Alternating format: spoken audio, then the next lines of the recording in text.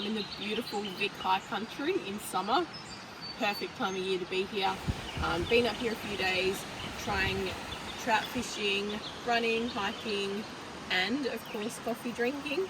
So I thought in this video I would show you how I make coffee in the van. I have pretty high coffee standards, so I think this method is relatively easy but yields excellent results.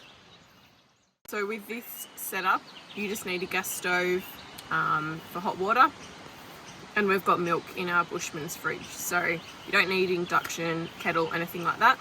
Just a flame and a fridge for your milk.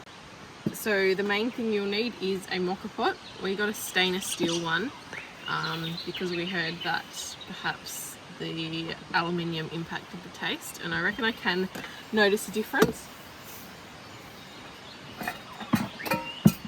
Also, coffee beans. We tend to buy, if we're at a good cafe, we'll just buy beans from there and then grind it ourselves with our hand grinder. This thing works perfectly for grinding beans freshly. That does improve the taste drastically, grinding your beans just when you need them. And a small, this is called a Turkish coffee pot, but it's really just like a small saucepan to heat your milk.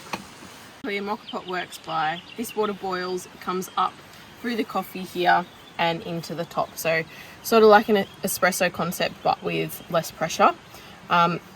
Make sure your mocha pot is clean. I think some people leave it dirty because they reckon it improves the taste, but if you like stale coffee, that's your thing to do. If you don't, clean it out. I'm just going to grind my beans. This makes enough for basically 2 strong coffees. I think it's a 6-cup mocha pot. So I've adjusted the grind size so that it is fine enough that it doesn't, the water just doesn't race through, but not so fine that the water can't get through.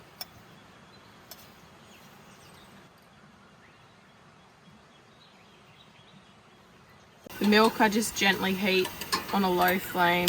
You don't want it super hot because the mocha pot extracted coffee is basically boiling, so you don't need it extremely hot. So that speed of flow there is pretty good. It's not racing out or it's not extremely slow. That just means it will maximize the flavour from the coffee, the slower extraction.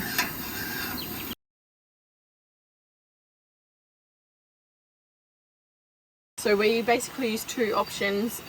First one, just dairy cow's milk.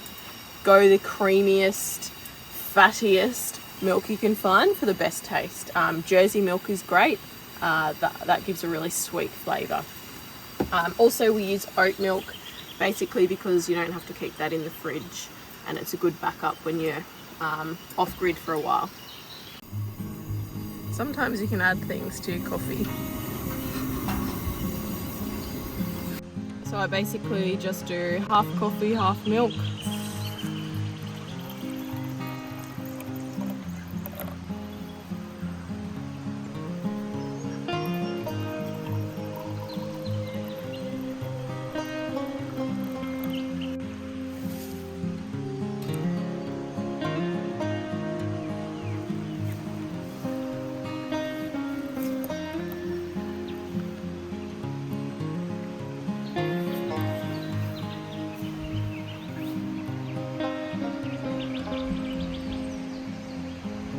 Don't settle for Moccona coffee jars or coffee bags.